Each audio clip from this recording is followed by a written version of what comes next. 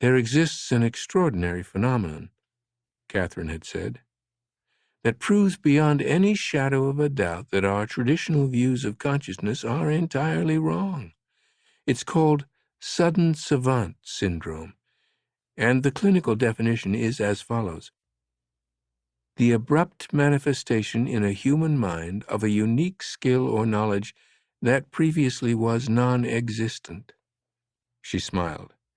In other words, you get conked on the head and you wake up a virtuoso violinist or fluent in Portuguese or a genius at math, where you previously possessed none of these skills. Catherine quickly ran through a series of slides and video clips of individuals who had experienced sudden Savant Syndrome. Ruben Anselmo, a 16-year-old American who was kicked in the head during a soccer game, fell into a coma, and woke up speaking perfect Spanish. Derek Amaro, a middle-aged man who dove into a pool, hit his head, and woke up a musical genius and virtuoso pianist. Orlando L. Sorrell, a 10-year-old boy struck by a baseball who found he suddenly had the ability to do astonishingly complicated calendrical calculations.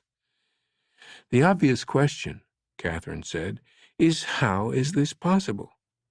How could a kick to the head magically impart into a brain the entirety of the Spanish language, or a lifetime's practice on the violin, or the ability to pinpoint precise dates that are centuries in the past or future?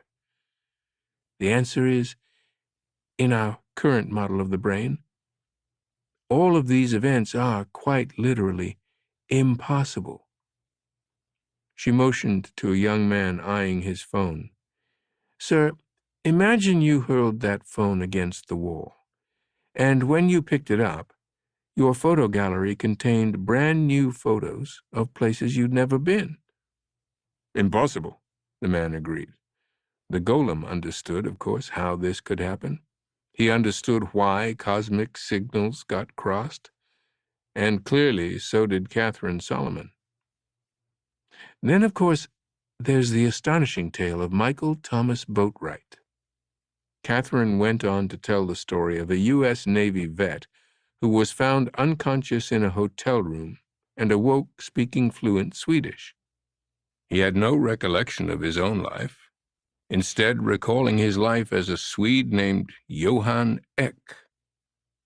Driving her point home, she relayed the well-known story of James Leininger, a 2-year-old boy haunted by nightmares of being trapped in the cockpit of a burning fighter jet. In his waking hours, young James drew pictures of a burning jet and talked through complicated pre-flight routines using technical vocabulary that his parents, and most certainly the young child, had never heard. When his frightened parents asked him where he got this information, the boy declared his name was not James Leininger, but rather James Houston, and that he was a fighter pilot who flew off a Natoma with his friend Jack. To the parents' astonishment, a search of World War II records revealed a fighter pilot named James Houston had flown off the Natoma Bay aircraft carrier with fellow pilot Jack Larson.